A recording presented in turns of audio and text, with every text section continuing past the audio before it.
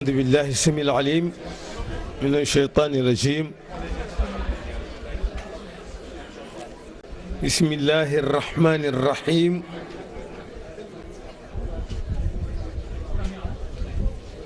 حمدا لمن علم بالقلم، علم الإنسان ما لم يعلم، وصلاة وسلاما على من أرسل رحمة للعالمين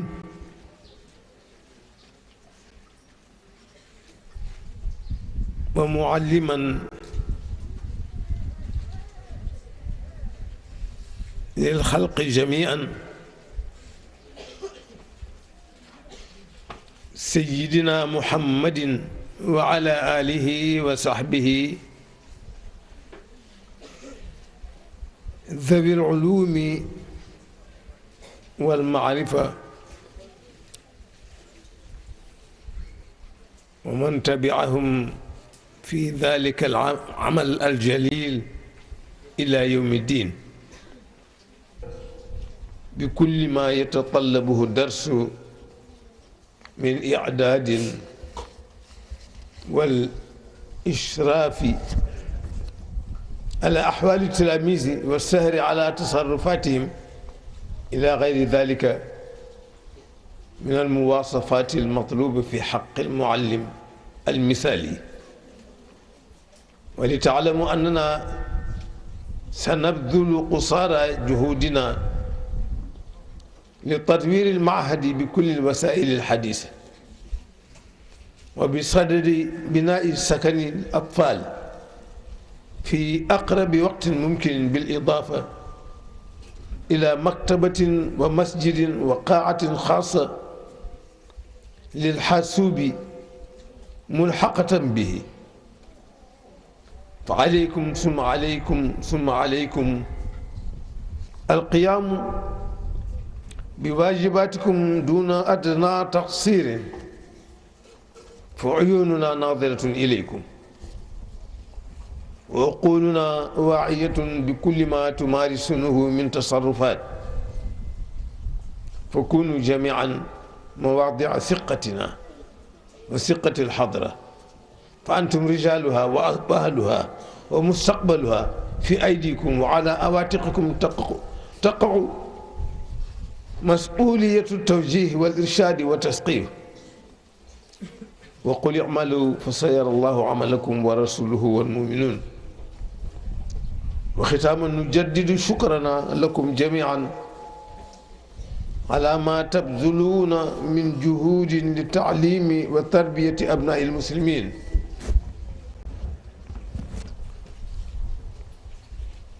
وشكرنا كذلك موصول لأولياء أمور التلاميذ. كما نجدد شكرا خالصا للبعثة الأزهرية الشريفة ممثلة بالمبعوثين أخوينا الكريمين الأستاذ الصبري والأستاذ سمير، ولكل الأساتذة الكرام من كلية الدعوة الإسلامية، ولجميع الأساتذة والمعلمين. وشكرا الخاص لأعضاء اللجنة العليا المشرفة على أعمال المدى معهد، ولأخنا المدير وكافة العناصر في الإدارة. وشكرا لكم أيها الطلبة الطيبون، وكل عام وأنتم بألف ألف خير، والسلام عليكم ورحمة الله وبركاته.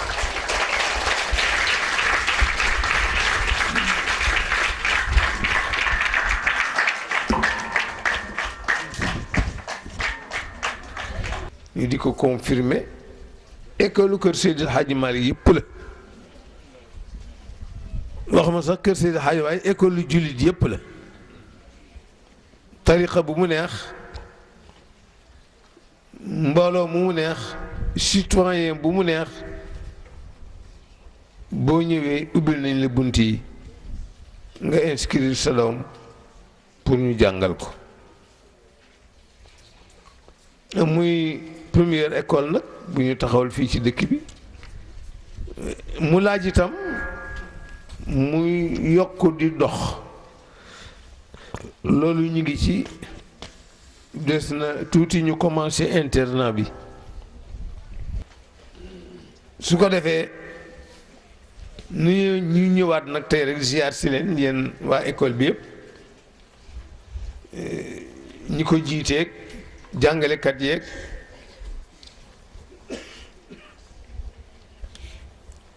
élèves yeeg seeni mbokk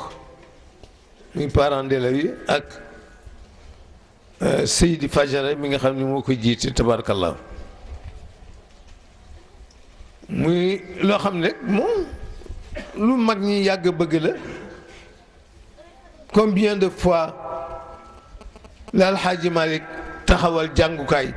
daf ko tabaxul rek parce que moom ci façon ba mu doon jàngalee toog taalibe wër ko loolu la jamono ba laajoon ni leen bépp